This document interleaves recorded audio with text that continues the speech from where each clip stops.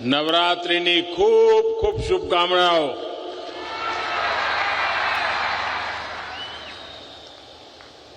સૌથી પહેલા તો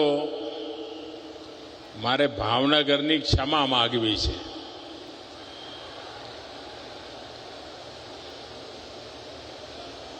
હું ભૂતકાળમાં ક્યારે આટલા બધા સમય પછી ભાવનગર આવ્યો હોઉં એવી આ પહેલી ઘટના છે. વચ્ચે આવી ન શક્યો એટલા માટે ક્ષમા માંગુ છું. અને છતાંય આજે આપે જે આશીર્વાદ વરસાવ્યા છે, જે પ્રેમ વરસાવ્યો છે, એને હું ક્યારેય નહીં ભૂલી શકું. દૂર દૂર સુધી મારી નજર જાય છે. આટલી મોટી સંખ્યામાં અને એ પણ આવી ગરમીમાં આપને શત શત નમન કરું છું. આજે મારી ભાવનગરની મુલાકાત એક વિશેષ છે.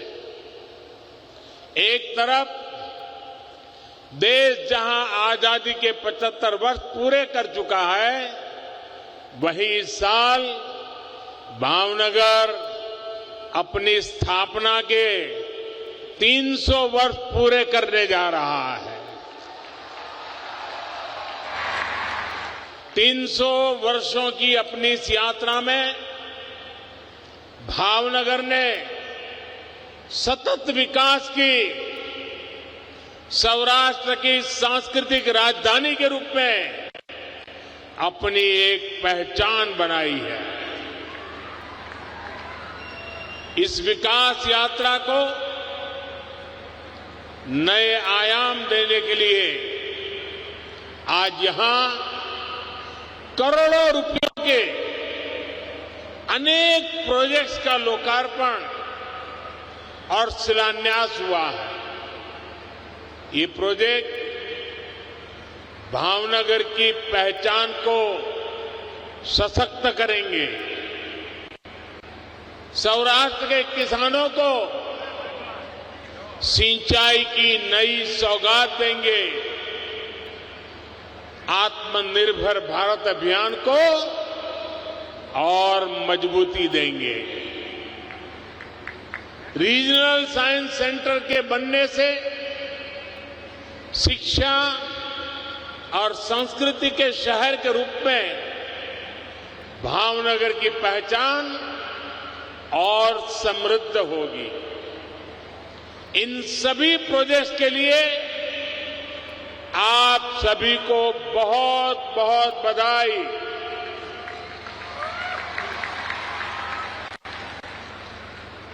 भाइयों और बहनों, जब भी मैं भावनगर आया हूं तो एक बात जरूर कहता रहा हूं. बीते 2.5-3 दशकों में जो गुंज सूरत, वडोदरा और अहमदाबाद की रही है, वही गूंज राजकोट, जामनगर और भावनगर की होने वाली है.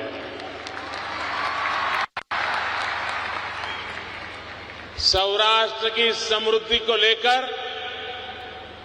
मेरा विश्वास इसलिए प्रगाढ़ रहा है क्योंकि यहां उद्योग, खेती, पर्यटन, इन तीनों के लिए ही अभूतपूर्व संभावनाएं हैं. आज का ये कार्यक्रम इसी दिशा में तेजी से आगे बढ़ते डबल इंजन सरकार के प्रयासों का एक जीता जागता सबूत है. भावनगर समंदर के किनारे बसा जिला, गुजरात के पास देश की सबसे लंबी कोस्टलाइन है, लेकिन आजादी के बाद कई दशकों में तटीय विकास पर उतना ध्यान नहीं दिए जाने की वजह से ये विशाल कोस्टलाइन एक तरह से लोगों के लिए बड़ी चुनौती बन गई थी। समंदर का खारा पानी यहां के लिए अभिशाप बना हुआ था। समंदर के किनारे बसे गांव के गांव खाली हो गए थे। लोग यहां वहां पलायन करने लगे थे। कितने ही नौजवान सूरत जाते थे, वहां एक ही कमरे में 10-10, 15-15, 20-20 लोग जैसे तैसे गुजारा करते थे। ये स्थिति बहुत दुखद थी। साथियों, बीते 2 दशकों में गुजरात की कोस्टलाइन को भारत की समृद्धि का द्वार बनाने के लिए हमने ईमानदारी से प्रयास किया। रोजगार के अनेक नए अवसर खड़े किए। गुजरात में हमने अनेकों पोर्ट्स विकसित किए। बहुत से पोर्ट्स का आधुनिकीकरण कराया। गुजरात में आज 3 बड़े एलएनजी टर्मिनल है, पेट्रोकेमिकल हब्स है, और देश में गुजरात पहला राज्य था जहां पहला एलएनजी टर्मिनल बना था। राज्य के तटीय इलाकों में हमने सैकड़ों कोस्टल इंडस्ट्री डेवलप की। छोटे बड़े अनेक उद्योग विकसित किए। उद्योगों की ऊर्जा की मांग को पूरा करने के लिए हमने कोल टर्मिनल्स का नेटवर्क भी तैयार किया है। आज गुजरात के तटीय इलाकों में अनेक पावर प्लांट जो केवल गुजरात ही नहीं, पूरे देश को ऊर्जा देते हैं। हमारे मछुआरे भाई बहनों की मदद के लिए हमने फिशिंग हार्बर्स बनवाए, फिश लैंडिंग सेंटर्स और फिश प्रोसेसिंग को भी बढ़ावा दिया। फिशिंग हार्बर का जो मजबूत नेटवर्क हमने तैयार किया है, उसका भी निरंतर विस्तार किया जा रहा है, उसका आधुनिकीकरण किया जा रहा है। गुजरात के तटीय क्षेत्र में मैंग्रोव के जंगलों का विकास करके हमने कोस्टल इकोसिस्टम को और सुरक्षित बनाया है और मजबूत बनाया है। और उस समय भारत सरकार में जो मंत्री हुआ करते थे, उन्होंने एक बार कहा था कि हिंदुस्तान के तटीय राज्यों को गुजरात से मैंग्रोव का विकास कैसे हो सकता है, ये सीखना चाहिए। ये काम आप सबके सहयोग से गुजरात में हुआ है।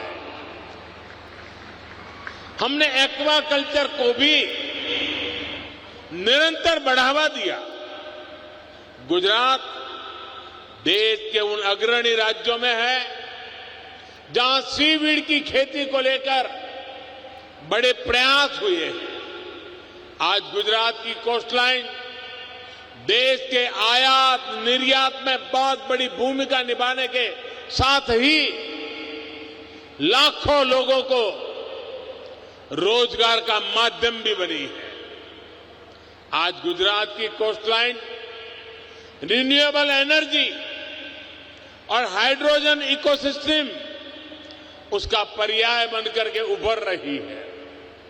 हमने सौराष्ट्र को भी ऊर्जा का एक महत्वपूर्ण केंद्र बनाने का प्रयास किया है। गुजरात और देश की ऊर्जा, उसकी जो जरूरतें हैं, उसके लिए जो कुछ भी चाहिए, आज ये क्षेत्र उसका बड़ा हब बन रहा है।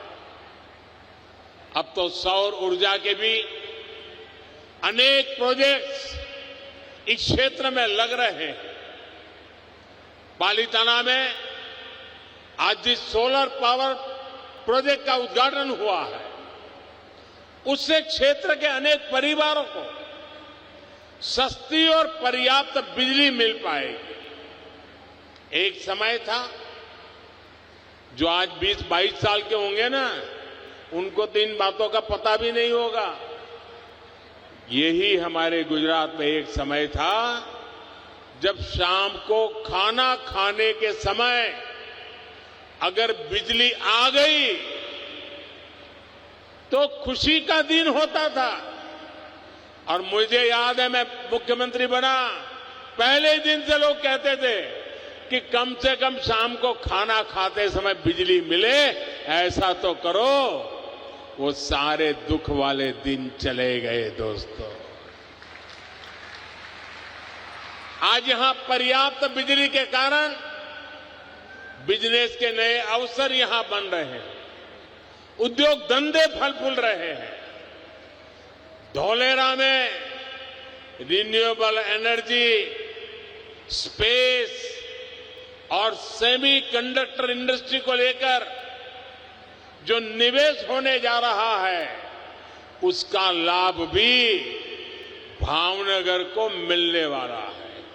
क्योंकि एक प्रकार से वह भावनगर का पड़ोसी इलाका डेवलप हो रहा है और वो दिन दूर नहीं होगा। अहमदाबाद से धौलेरा, भावनगर, पूरा क्षेत्र विकास की नई नई ऊंचाइयों को प्राप्त करने वाला है। भाई और बहनों, भावनगर आज पोर्ट लेड डेवलपमेंट के एक अहम सेंटर के रूप में विकसित हो रहा है। इस पोर्ट की देश भर के अलग अलग औद्योगिक क्षेत्रों के साथ मल्टी मॉडल कनेक्टिविटी सुनिश्चित होगी। मालगाड़ियों के लिए अलग से जो ट्रैक बिछाया जा रहा है, उससे भी ये पोर्ट जुड़ेगा और दूसरे हाईवे, रेलवे नेटवर्क से भी बेहतर कनेक्टिविटी होगी।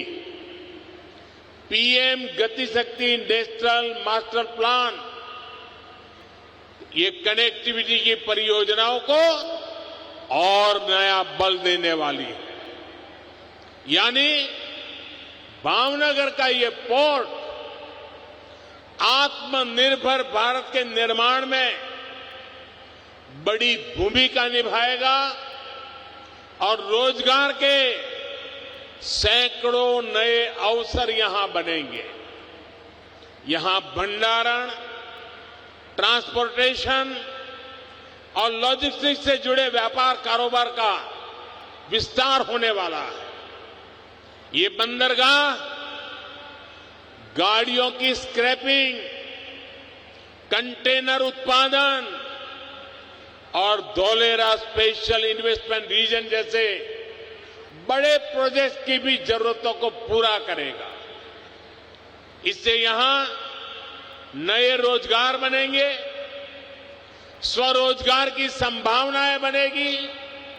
साथियों, अलंग को दुनिया के बड़े शिप ब्रेकिंग यार्ड में से एक के लिए जाना जाता है। शायद ही कोई ऐसा हो जिसको अलंग का पता न हो। केंद्र सरकार ने जो नई व्हीकल स्क्रैपिंग पॉलिसी यानी पुरानी गाड़ियों को स्क्रैप करने के लिए जो नीति बनाई है, वो जब लागू होगी, मैं साथियों दावे से कहता हूं, पूरे हिंदुस्तान में ये व्हीकल स्क्रैपिंग पॉलिसी का सबसे पहले और सबसे ज्यादा लाभ किसी को मिलने वाला है तो आप लोगों को मिलने वाला है। इसका कारण है, अलंग के पास तो स्क्रैपिंग से जुड़ी विशेषज्ञता है। बड़े बड़े जहाजों को कैसे स्क्रैप किया जाता है उसकी उनको जानकारी है।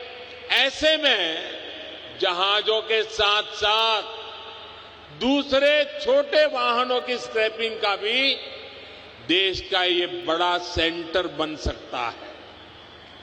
भावनगर के मेरे होनहार उद्यमियों को मुझे ये याद दिलाने की जरूरत नहीं है कि वो विदेशों से भी ये छोटी छोटी गाड़ियां लाकर उन्हें यहां स्क्रैप करने का काम भी शुरू कर देंगे। साथियों, यहां जहाजों को तोड़कर जो लोहा निकलता है, अभी तक कंस्ट्रक्शन सेक्टर में उसका बड़ा उपयोग होता है। हाल ही में हमने देखा है कि कंटेनरों के लिए किसी एक ही देश पर अति निर्भरता से कितना बड़ा संकट खड़ा हो सकता है। भावनगर के लिए ये भी एक नया अवसर है और बड़ा अवसर है। एक तरफ वैश्विक व्यापार में भारत की हिस्सेदारी बढ़ रही है और दूसरी तरफ दुनिया भी कंटेनर्स के मामले में भरोसेमंद सप्लायर की तलाश में है। पूरी दुनिया को लाखों कंटेनर की जरूरत है। भावनगर में बनने वाले कंटेनर आत्मनिर्भर भारत को भी ऊर्जा देंगे और यहां रोजगार के अनेक अवसर भी बनाएंगे। साथियों, जब मन में लोगों की सेवा का भाव हो, परिवर्तन लाने की इच्छा शक्ति हो, तो बड़े से बड़े लक्ष्य को पाना संभव होता है। सूरत से भावनगर आने जाने वाली गाड़ियों की क्या स्थिति होती थी, ये आप लोग अच्छी तरह जानते हैं। घंटों का सफर, सड़क हादसे, पेट्रोल डीजल का खर्चा, कितनी सारी मुश्किलें थी। अब जीवन पर संकट भी कम हुआ, किराए भाड़े का पैसा और समय भी बच रहा है। तमाम अड़चनों के बावजूद हमने गोगा दहेज फेरी शुरू करके दिखाई, इस सपने को पूरा किया। गोगा हजीरा रोरो फेरी सर्विस से सौराष्ट्र और सूरत की दूरी लगभग 400 किलोमीटर से घट करके 100 किलोमीटर से भी कम हो गई है। बहुत ही कम समय में इस सेवा से लगभग 3 लाख यात्री सफर कर चुके हैं। 80,000 से अधिक गाड़ियों को यहां से वहां पहुंचाया गया है और इसी साल अब तक 40 लाख लीटर से अधिक पेट्रोल डीजल की बचत हुई है। मतलब उतने पैसे आप लोगों की जेब में बचे हैं। आज से तो इस रूट पर बड़े जहाजों के लिए भी रास्ता साफ हुआ है। साथियों, आप समझ सकते हैं ये कितनी बड़ी सेवा इस क्षेत्र के सामान्य जनों, किसानों और व्यापारियों की हुई है। लेकिन इतना सब कुछ बिना किसी शोर शराबे के, बड़े बड़े विज्ञापन के पीछे पैसे बर्बाद किए बिना ये सारे काम हो रहे हैं साथियों। क्योंकि हमारी प्रेरणा और लक्ष्य कभी भी सत्ता सुख नहीं रहा है। हम तो हमेशा सत्ता को सेवा का माध्यम मानते हैं। ये हमारा सेवा का यज्ञ चल रहा है। इसी सेवा भाव के कारण ही इतना प्यार, इतना आशीर्वाद निरंतर बढ़ता ही चला जा रहा है, बढ़ता ही चला जा रहा है। साथियों, हमारे प्रयासों से इस क्षेत्र में सिर्फ आना जाना, ट्रांसपोर्टेशन ही नहीं, उतनी ही सुविधा हुई ऐसा नहीं, लेकिन टूरिज्म को भी बढ़ावा मिला है। अपनी समुद्री विरासत को सहेजकर उसको पर्यटन की ताकत बनाने पर गुजरात के तटीय क्षेत्रों में अभूतपूर्व काम हो रहा है। लोथल में बनने वाला मैरीटाइम म्यूजियम शायद आप में से बहुत कम लोगों को मालूम होगा। लोथल में दुनिया में नाम कमा सके ऐसा मैरीटाइम म्यूजियम बन रहा है। जैसे स्टैच्यू ऑफ यूनिटी उससे एक पहचान बनाई है, ये लोथल का मैरीटाइम म्यूजियम भी बनाएगा, क्योंकि हमारे लिए गर्व की बात है, दुनिया का सबसे पुराना बंदरगाह लोथल ये हमारी गुजरात की धरती पर है, ये हमारे भावनगर के किनारे पर है। लोथल हमारी विरासत का एक महत्वपूर्ण केंद्र रहा है, जिसको पूरी दुनिया के पर्यटन नक्शे पर लाने के लिए बहुत परिश्रम किया जा रहा है। लोथल के साथ वेलावदर नेशनल पार्क में इको टूरिज्म से जुड़े सर्किट का लाभ भी भावनगर को होने वाला है। विशेष रूप से छोटे छोटे जो बिजनेसमैन हैं, छोटे छोटे कारोबारी है, व्यापारी है, उनको विशेष लाभ होने वाला है। भाइयों और बहनों, सौराष्ट्र में किसानों और मछुआरों दोनों के जीवन में पिछले 2 दशकों में बहुत बड़ा बदलाव आया है। एक समय था जब जानकारी के अभाव में अक्सर मछुआरों का जीवन खतरे में पड़ जाता था। जब मैं यहां मुख्यमंत्री था तब मछुआरों को एक लाल रंग की बास्केट दी गई थी, जिसमें अलग अलग बटन लगे थे। दुर्घटना की स्थिति में बटन दबाने पर कोस्ट गार्ड के ऑफिस में सीधा अलर्ट पहुंच जाता था, जिससे तुरंत सहायता पहुंचाना संभव हो पाता था। इसी भावना को 2014 के बाद पूरे देश के लिए हमने विस्तार किया है। मछुआरों की नावों को आधुनिक बनाने के लिए सब्सिडी दी। किसानों की तरह ही मछुआरों को किसान क्रेडिट कार्ड दिए। साथियों, आज मुझे बहुत संतोष होता है जब सौनी योजना से हो रहे बदलाव को मैं देखता हूं। मुझे याद है, मैंने जब सौनी योजना की बात कही थी तो हमारे सौराष्ट्र में मैंने राजकोट में आकर के इसकी शुरुआत की थी। सारे मीडिया वालों ने लिखा था कि देखो चुनाव आया इसलिए मोदी जी ने घोषणा कर दी, चुनाव जाएगा भूल जाएंगे। लेकिन मैंने सबको गलत सिद्ध कर दिया। आज सौनी योजना नर्मदा मैया को लेकर के उसे जहां जहां पहुंचाने का संकल्प किया था तेज गति से पहुंच रही है। भाइयों, हम वतन के पक्के लोग हैं, हम समाज के लिए जीने वाले लोग हैं। साथियों, इस सौनी परियोजना का इसका एक हिस्से का लोकार्पण आज होता है और दूसरे हिस्से पर काम शुरू होता है। हम काम रुकने नहीं देते। आज भी जिस हिस्से का लोकार्पण हुआ है उससे भावनगर और अमरेली जिले के अनेक डैम तक पानी पहुंच रहा है। इसे भावनगर के गारियाधार, जेसर और महुआ तालुका और अमरेली जिले के राजूला और खांबा तालुका अनेक गांवों के किसानों को लाभ होने वाला है। भावनगर, गिर सोमनाथ, अमरेली, बोटाद, जूनागढ़, राजकोट, पोरबंदर, इन जिलों के सैकड़ों गांवों और दर्जनों शहरों तक पानी पहुंचाने के लिए भी आज काम नए सिरे से जोड़ा गया है। भाइयों और बहनों, अभाव को दूर करना और जो विकास में पीछे छूट गया उसका हाथ पकड़कर आगे ले जाना, ये डबल इंजन सरकार की प्रतिबद्धता है।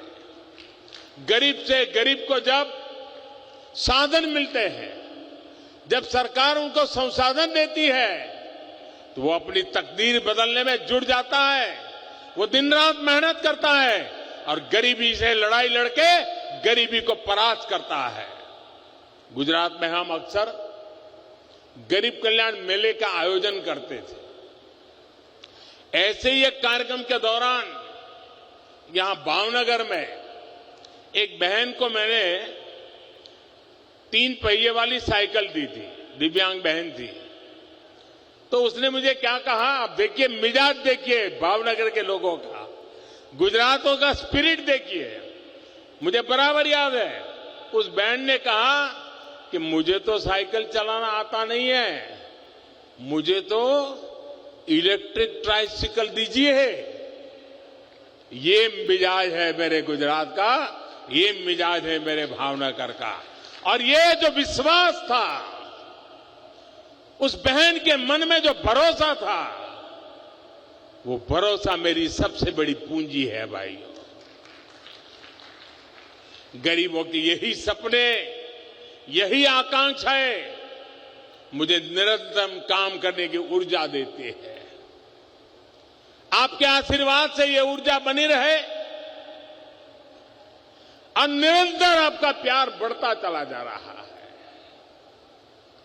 और मैं आज ये जरूर कहूंगा कि मुझे आने में कुछ साल लग गए, मैं देर से आया, लेकिन खाली हाथ नहीं आया हो। पिछले सालों का जो बकाया था वो भी लेकर के आ गया वो। અને આમાં ભાવનગરનો તો મારી પર અધિકાર છે ભાઈ।